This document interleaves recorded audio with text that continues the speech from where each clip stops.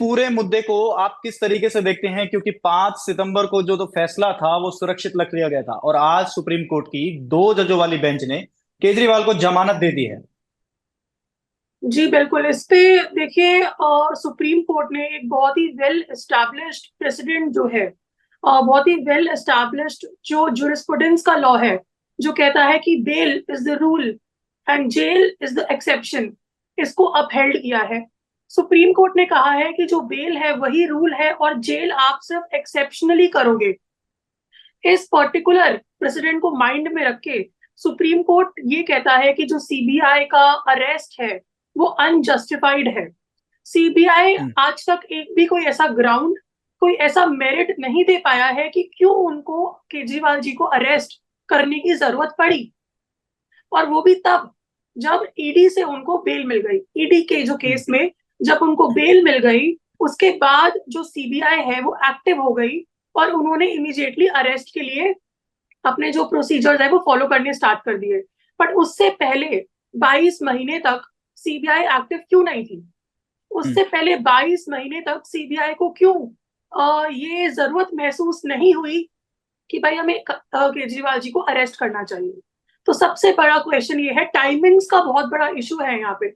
वो अगर जजमेंट सच में, सुप्रीम कोर्ट के दोनों जजों ने जजमेंट में भी कहा कि गिरफ्तारी का विरोध नहीं है, लेकिन तरीके और वक्त का विरोध है, कि जिस तरीके पे और जिस वक्त पर ये गिरफ्तारी की गई।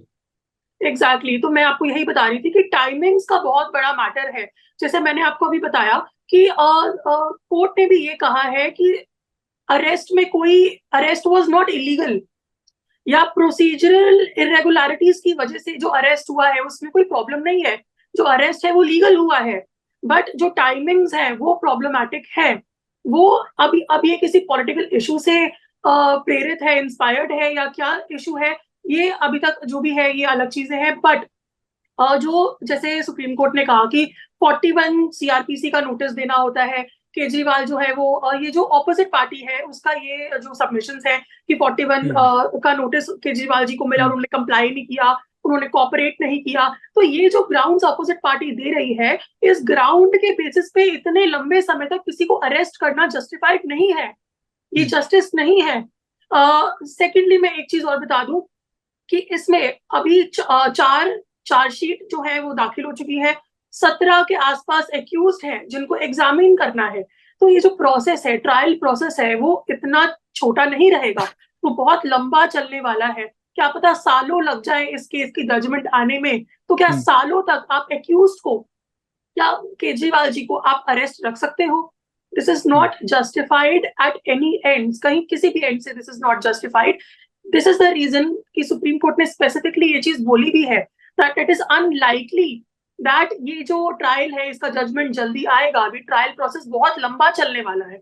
तो दिस इज नॉट हाँ, जस्टिस कि देखिए, आप सुप्रीम उनको कोर्ट के अरेस्टेड वरिष्ठ रखें। वकील जो केजरीवाल जी की तरफ से थे, अभिषेक मनु सिंघवी ने तमाम दलीलें यहाँ पर पेश की और बताया कि उनके जो अक्यूज है, या फिर अरविंद केजरीवाल जी हैं, उनको जो जेल में रखा गया है, उनकी गिरफ्तारी गलत तरीके से हुई है। और जो जस्टिस सूर्यकांत जी हैं और जस्टिस उज्जवल भुइयां जी जो है, उन दोनों के फैसला एक साथ सुनाया गया है, और कहा गया कि आगे अगर इस चीज में अगर आज जमानत नहीं मिलती तो लार्जर बेंच की तरफ भी जाया जा सकता था। जी बिल्कुल, ये बिल्कुल सही बात है। कोर्ट में ये हेयरिंग चल रही थी तो दोनों जो जस्टिस है उनके व्यूज थोड़े अलग थे। जो हम्म। जस्टिस भुवन है उनके जो व्यूज थे वो थोड़े अलग थे, और जो हमारे दूसरे बेंच मेंबर है उनके जो व्यूज थे वो थोड़े से अलग थे। बट अल्टीमेटली जो फैसला आया है वो तो यही है दैट सीबीआई का जो अरेस्ट है वो अनजस्टिफाइड है। हालांकि अभी ऑर्डर सिर्फ डिक्टेट हुआ है, पास नहीं हुआ है। अभी ऑर्डर शाम को जो है वो अपलोड होगा। अभी सिर्फ डिक्टेट हुआ है, तो जहां तक डिक्टेट में हमें जो चीज समझ आ रही है वो यही है कि जो सीबीआई का अरेस्ट है वो अनजस्टिफाइड बोल दिया गया है। केजरीवाल जी को बेल मिल गई है और कुछ कंडीशंस उन पे इम्पोज कर दी गई हैं। कंडीशंस मैं आपको बता दूं, सबसे पहली एक तो वही कंडीशंस रहेंगी जो उनको ईडी के टाइम पे जो बेल मिली थी ईडी उसके के टाइम पर कंडीशंस मिली थी। है। प्लस उनको 10 लाख रुपए का बेल बॉन्ड देना है। उसके अलावा उनकी कंडीशन है कि वो अपना जो पब्लिक ऑफिस है, जो ऑफिस वो अपना रिटेन नहीं करेंगे, ऑफिस नहीं जाएंगे। दूसरा, इस पर्टिकुलर केस के बारे में कोई भी मेरिट पे कमेंट नहीं करेंगे पब्लिक में आके।